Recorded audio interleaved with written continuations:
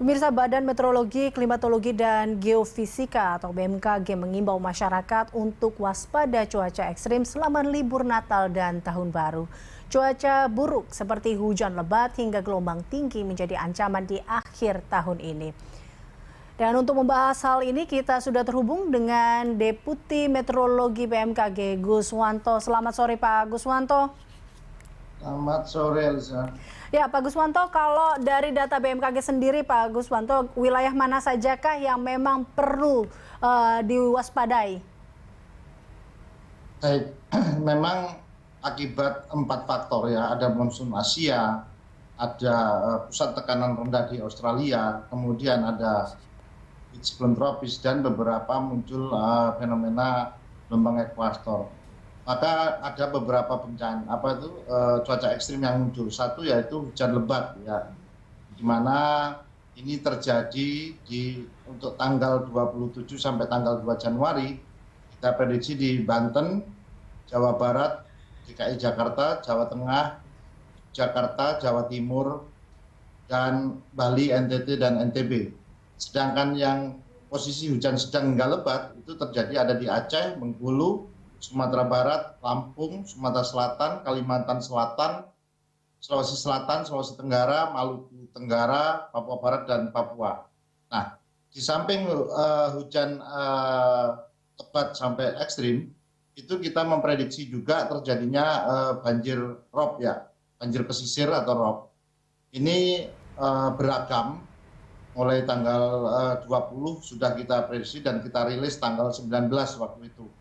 Ada seperti di pesisir Lampung itu 22 sampai 27, pesisir Banten 21 sampai 5 Januari, nanti pesisir utara DKI Jakarta 20 sampai 27. Kemudian terjadi juga di beberapa wilayah lainnya, Sulawesi Selatan itu 23 sampai 25. Ya, Pak Guswanto, tadi kalau berbicara mengenai fenomena cuaca. Nah, soal fenomena cuaca ini tentunya dapat berpengaruh pada dinamika cuaca yang ada di Indonesia. Ini seberapa signifikankah berpengaruh besar pada cuaca ekstrim terkait dengan fenomena ini, Pak Guswanto? Baik, kalau kita lihat dari beberapa kondisi dinamika atmosfer yang meningkatkan curah hujan tersebut ya, kita lihat di sini ada beberapa yang perlu diperhatikan. Kalau dibandingkan dengan beberapa tahun yang lalu ya, kita melihat di sana ada tahun 2020, ada tahun 2021. Nah, pada tahun 2020-2021 itu fenomenanya hampir mirip, tapi di sana ada faktor lain yaitu tentang La Nina, posisinya masih moderat. Dan saat ini tahun 2022 La Nina tapi posisinya lemah menuju netral. Ini yang membedakan ya kalau dibandingkan seberapa kuatnya. Saya kira ini tidak sekuat di tahun 2020 awal. Ya, Pak Guswanto, kita juga tahu tadi Anda katakan cuaca buruk ini akan berdampak seperti hujan lebat yang mengakibatkan banjir. Lalu bagaimana dengan potensi gelombang tinggi juga, Pak? Ya, baik.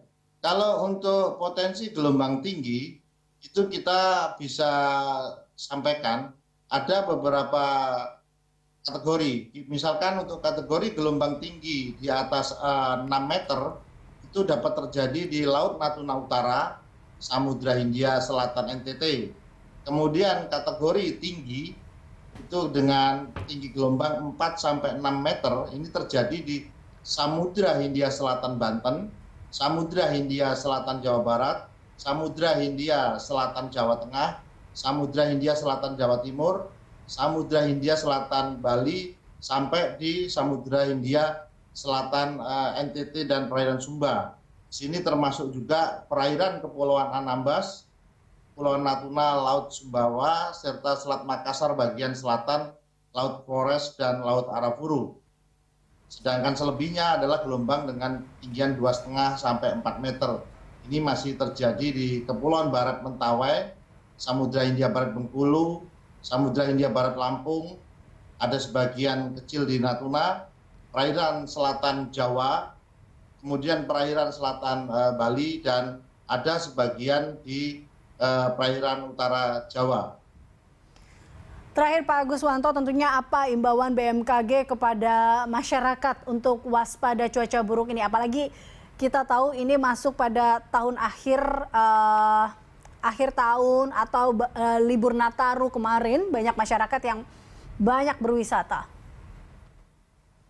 Baik, himbauan BMKG kepada masyarakat yaitu yang pertama, bagi masyarakat pengguna transportasi angkutan penyeberangan maupun jalan serta laut, agar mengupdate informasinya jadi disesuaikan. Jadi apabila kita berkendara di jalan tol, barangkali misalnya karena integrasi BMKG sudah terintegrasi dengan pengguna jalan, jangan sampai ada kecepatan melebihi batas di mana ada genangan air yang nanti bisa mencelakakan untuk aquaplaning peristiwanya.